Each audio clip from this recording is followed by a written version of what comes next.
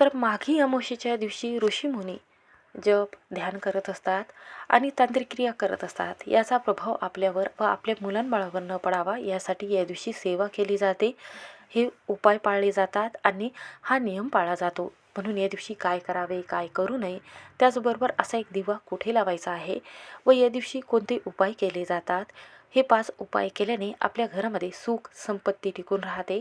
घरामध्ये येणारे विघ्न हे टळत असतात. प्रखर पितृदोष हा लागत नाही. घरामध्ये सुख शांती टिकून राहते. म्हणून मौनी अमावस्येच्या दिवशी आपल्याला हा उपाय करायचा आहे. हा उपाय खूप प्रभावी म्हटला जातो. म्हणून या दिवशी हा उपाय केल्याने सर्व कार्यात आपल्याला सफलताही मिळत असते. तर माघी अमावस्येच्या दिवशी कोणते उपाय करायचे आहे, कोणती सेवा करायची आहे, याची संपूर्ण माहिती या व्हिडिओमध्ये आहे. व्हिडिओ हा शेवटपर्यंत नक्की पहा.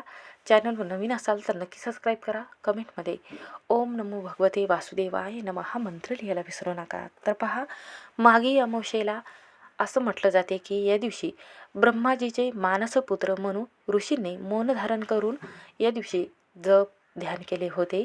यामुळेच या अमावस्येला मौन अमावस्या आपण असं म्हणत असतो, किंवा मौनी अमावस्या किंवा पौष अमावस्या किंवा दर्श अमावस्या म्हणत असतो. या दिवशी आपल्या पूर्वजांसाठी म्हणजेच आपल्या पितरांसाठी केलेले श्राद्ध तर्पण पवित्र गंगेमध्ये जाऊन स्नान व दीपदान केल्याने आपल्याला आपल्या पितरांचा आशीर्वाद प्राप्त होतो. त्यांना अश्वमेघ यासारखे पुण्य मिळत असते. पितर देवता प्रसन्न होऊन आपल्या कुटुंबावर वंशजांना आशीर्वाद देत असतात. या दिवशी मौन व्रत केल्याने म्हणजेच आपण या दिवशी आपलं मन जे आहे हे पवित्र ठेवल्याने किंवा आपल्या बोलण्यावर ताबा ठेवल्याने आपल्याला आपल्या पूर्वजांचा आशीर्वाद तर प्राप्त होतोच, पण आपले जे देवदेवता आहे, जी कुलदेवता आहे, तर त्यांचा आशीर्वाद प्राप्त होतो. मौन राहिल्याने मनातील नकारात्मकता दूर होते आणि मन एकाग्र होते, शांत होते. जर कुटुंबातील पितृ असंतुष्ट असतील तर कुटुंबातील लोकांच्या जीवनात अडथळे, रोग आणि अशांती कायम राहत असते. असं म्हणतात की या दिवशी मौनी अमावस्येला तर्पण आणि श्राद्ध केल्याने पितरदेव प्रसन्न होतात. कुंडलीतील पितृदोष नाहीसा होतो. मुलांची विघ्नही टळत असतात. त्यांच्या प्रत्येक कामामध्ये त्यांना यश मिळत असते. घरात पैसा हा टिकून राहतो आणि माता लक्ष्मी घरामध्ये वास करत असते. घरामध्ये येणारे जे अडथळे आहेत तर ते दूर होतात आणि सर्व कामामध्ये आपल्याला यश मिळत असते. कोरोनाच्या कर्जातून मुक्तता मिळतात. 24 तासामध्ये घरातील सर्व शत्रू त्रास नकारात्मकता दूर होऊन प्रत्येक कामात आपल्याला यश मिळत असते. म्हणून या दिवशी काय करावे काय करू नये ते बघूया. तर पहा, सकाळी आपल्याला लवकर उठायचं आहे. अमावस्येच्या दिवशी या दिवशी शक्य झाल्यास आपल्याला एखाद्या गंगेमध्ये जाऊन किंवा नर्मदा नदीमध्ये जाऊन स्नान करायचं आहे. पवित्र गंगेमध्ये स्नान केल्याने आपल्याला पूर्वजांचा आशीर्वाद प्राप्त होतो. आपलं मन पवित्र आणि शुद्ध होत असते आणि पवित्र मन झाल्यामुळे आपण देवाची पूजा करत असतो, तेव्हा आपल्याला संपूर्ण पूजेचं फळ जे आहे तर ते मिळत असते. म्हणून या दिवशी आपल्याला श्रीहरी विष्णूला आणि माता लक्ष्मीला आपल्याला गुलाबाचं किंवा जे पिवळ्या रंगाचं फुलं आहे तर ते अर्पण करून आपली प्रार्थना व्यक्त करायची आहे. तर या दिवशी स्नान झाल्यानंतर घरातील मंदिरामध्ये सर्वात प्रथम आपल्याला गणपती देवाची पूजा करायची आहे. त्यानंतर सर्व देवदेवतांची पूजा करायची आहे. अगोदर आपल्या पितरांची पूजा करायची आहे, त्यानंतर देवदेवतांची पूजा करायची आहे. आपल्या पितरांसाठी एक शुद्ध तुपाचा मोहरीच्या तेलाचा दिवा लावायचा आहे दक्षिण दिशेला. त्यानंतर दही भाताचा नैवेद्य या दिवशी दक्षिण दिशेला ठेवायचा आहे. एक अगरबत्ती, तांब्याचा कलश ठेवायचा आहे पाणी पिण्यासाठी, ज्यामुळे ते तृप्त होत असतात आणि आपल्या मुलांना भरभरून आशीर्वाद देत असतात. त्याचबरोबर पितरांसाठी धूप ध्यान करण्यासाठी शुद्ध सात्विक भोजन तयार करायचं आहे. या दिवशी आपल्याला जेवणामध्ये खीर बनवायची आहे आणि आपल्याला दक्षिण दिशेला आपल्या पूर्वजांसाठी पुरी भाजी वरण भात किंवा तांदळाची खीर बनवून आपल्या पूर्वजांसाठी दक्षिण दिशेला हा नैवेद्य ठेवायचा आहे.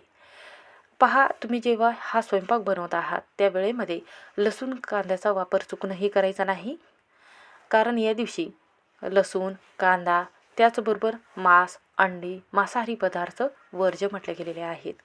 म्हणून चुकूनही आपल्या घरामध्ये हे जे अन्न आहे तर ते चुकूनही शिजवू नका. या दिवशी सात्विक अन्न ग्रहण करायचं आहे.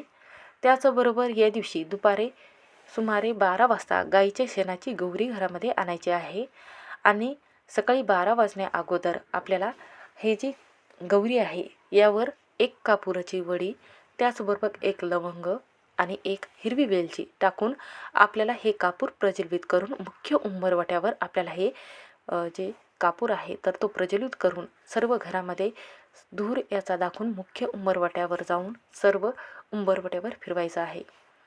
जेव्हा गौरीतून धूर निघणे बंद होईल तेव्हा पितरांचे ध्यान करत त्यानंतर आपण जे प्रसाद तयार केलेला आहे, जसं की गूळ, खोबरं, तूप किंवा पुरी भाजी आहे, तर एका ताटामध्ये घेऊन आपल्या अंगावरून हे जे अन्न आहे तर ते आपल्याला 7 वेळा उतरून घ्यायचं आहे. आणि त्यानंतर आपण जेव्हा उतारा काढत असतो तेव्हा आपल्याला काय करायचं आहे, तर हा उतारा आपल्याला संध्याकाळी काढायचा आहे. तर त्यावेळेमध्ये आपल्याला ओम पितृदेवताय नमः किंवा ओम पितृदेवभ्ये नमः या मंत्राचा 7 वेळा जप करायचा आहे. आणि एका तांब्याच्या कलशामध्ये किंवा पितळेच्या कलशामध्ये पाणी, काळे तीळ, जव, तांदूळ किंवा फुले टाकावीत. त्यानंतर आपल्या पितरांचे ध्यान करत तळ हातात पाणी घेऊन आपल्या अंगठ्याच्या दिशेने पितरांना अर्पण करावे. शेवटी पितरांकडून जाणून बुजून किंवा नकळत झालेल्या चुकापासून क्षमा मागावी.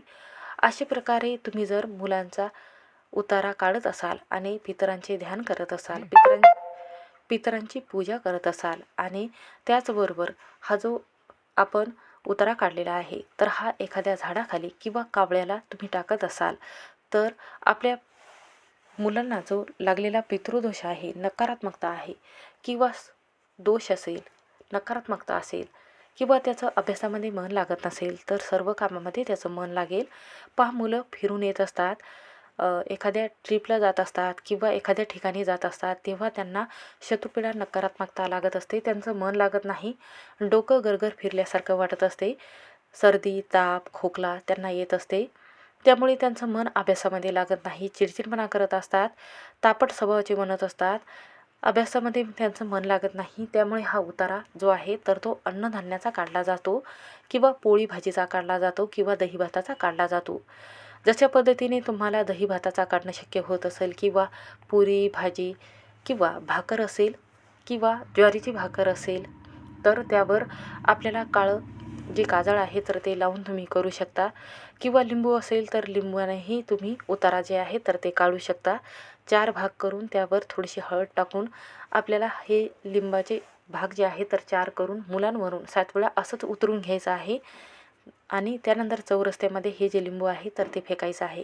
तुम्ही अशा पद्धतीनेही करू शकता. अशा पद्धतीने जर केलं तर मुलांचे सर्व दोष, विघ्न हे टळत असतात. त्याचबरोबर अशा पद्धतीने तुम्ही आपल्या पूर्वजांना जसं अर्घ देत असतो तसंच तुम्ही सूर्यदेवाला जर अर्घ देत असाल, ओम सूर्यदेवाय नमः असा मंत्र जर तुम्ही म्हणत असाल तर आपलं आरोग्य जे आहे तर ते चांगले राहते, घरामध्ये विघ्न येत नाही. त्याचबरोबर घरामध्ये पैसा जो आहे तर तो टिकत असतो. आपल्याला आपल्या कामामध्ये कष्ट जे आपण करत आहोत त्या कष्टाला आणि मेहनतीला फळ प्राप्त होते. म्हणून या दिवशी जो नैवेद्य तुम्ही बनवलेला आहात, जसे की तुम्ही पुरी बनवलेली आहे, खीर बनवलेली आहे किंवा तुम्ही या दिवशी सात्विक भोजन तयार केलेलं असेल, वरण, भात, भाजी, पोळी किंवा पुरणाचा नैवेद्य तुम्ही बनवलेला असेल, तर हा नैवेद्य सर्वात प्रथम आपल्याला घराभोवती गाय असेल, कुत्र असेल, कावळे असेल किंवा मुंग्यांसाठी हे अन्न जे आहे तर गाईला खाऊ घालायचं आहे. या दिवशी गाईला हा नैवेद्य जेव्हा तुम्ही खाऊ घालता त्यावेळेमध्ये आपल्याला काय करायचं आहे, तर डायरेक्ट गाईला हे नैवेद्य खाऊ घालायचं नाही, तर आपल्याला सर्वात प्रथम गाईच्या पायावर पाणी टाकायचं आहे, हळदी कुंकू लावायचं आहे, गाईच्या पाठीवरून हात फिरवायचा आहे आणि त्यानंतर गाईजवळ आपल्याला हे ताट घेऊन जायचं आहे, ज्यामध्ये वरण, भात, भाजी, पोळी, खीर आहे तांदळाची, तर त्यामध्ये एक केळ ठेवायचं आहे. त्यानंतर सर्वात प्रथम आपल्याला केळ खाऊ घालायचं आहे. केळ खाऊ घालत असताना गाईने आपला हात चाटायला हवा, अशा पद्धतीने आपल्याला गाईला हा नैवेद्य खाऊ घालायचा आहे. वरून हात फिरवत असताना ओम नमो भगवते वासुदेवाय नमः हा मंत्र आपल्याला म्हणायचा आहे. त्यानंतर गूळ पोळीचा नैवेद्य असेल किंवा तुम्ही दही भाताचा नैवेद्य बनलेला असेल किंवा वरण, भात, भाजी, पोळी हा नैवेद्य घेतलेला असेल, या तिन्हीमधून एक नैवेद्य घ्यायचा आहे आणि गाईला हा नैवेद्य खाऊ घालायचा आहे. असं म्हटलं जाते की या दिवशी मुख्य प्राणी आहेत त्यांना जर अन्न खाऊ घातलं तर आपले पितृ हे संतुष्ट होत असतात, आपल्या पूर्वजांचा आशीर्वाद प्राप्त होतो, मुलाचे सर्व विघ्न टळत असतात आणि पैसा घरामध्ये येऊ लागतो. या दिवशी तीळ, गूळ किंवा पैशाचे दान केले किंवा एखादे वस्त्र, अन्न, भोजन जर तुम्ही एखाद्या गरजू व्यक्तींना दान केले किंवा ब्राह्मणांना दान जर केले तर याचं फळ जे आहे तर 1000 पटीने आपल्याला प्राप्त होते. कारण अन्नदान हे श्रेष्ठ दान म्हटलं गेलेलं आहे. अशा पद्धतीने या दिवशी हे उपाय करावे. तर या दिवशी चुकीनेही कोणाचा अपमान करू नये, मन शांत ठेवायचं आहे, पतीवर रागवायचं नाही किंवा पती पत्नीमध्ये क्लेश वाद होऊ द्यायचे नाही. कारण या दिवशी मौन पाळणं खूप गरजेचं आहे. जर या दिवशी तुम्ही रागामध्ये बोलत असाल किंवा मौन जर तुम्ही पाळलं नाही किंवा आपल्या बोलण्यावर जर ताबा ठेवला नाही तर वर्षभरामध्ये घरामध्ये संकट विघ्न येईल, आयुष्यभर पश्चाताप होईल आणि घरामध्ये वर्षभर कटकट चालू राहील. त्यामुळे या दिवशी जेवढं शांत होईल तेवढं शांत राहायचं आहे, मन एकाग्र ठेवायचं आहे. या दिवशी आपल्याला लक्ष्मी देवीची, माता सरस्वती आणि कुलदेवतेची पूजा करायची आहे आणि भगवान शिव आणि श्रीहरी विष्णूची पूजा करायची आहे. आणि या दिवशी जास्तीत जास्त आपल्याला सेवा, ध्यान आणि या मंत्राचा जप करायचा आहे. जेवढ्या मंत्राचा तुम्हाला जप करणं जमत असेल तेवढ्या मंत्राचा या दिवशी जास्तीत जास्त जप करावा. ओम नमो भगवते वासुदेवाय नमः किंवा श्री शिवाय नमस्तुभ्यम या मंत्राचा जप करावा. ज्यामुळे आपल्या कोणत्याही कार्यामध्ये आपल्याला सफलताही मिळत असते आणि पैसा घरामध्ये येऊ लागतो. सर्व पैशाच्या समस्या ह्या दूर होतात आणि कठीणातील कठीण समस्या दूर होऊन 7 पिढ्याचे दारिद्र्य हे कमी होऊन सर्व घरातील सदस्याची भरभरून यशप्राप्ती होत असते. आपल्या कुटुंबावर कधीही विघ्न संकट येत नाही. म्हणून हा उपाय करून पहा, सर्व कामामध्ये तुम्हाला यश मिळेल. श्री स्वामी समर्थ. व्हिडिओ आवडला असेल तर स्किप न करता शेवटपर्यंत नक्की पहा.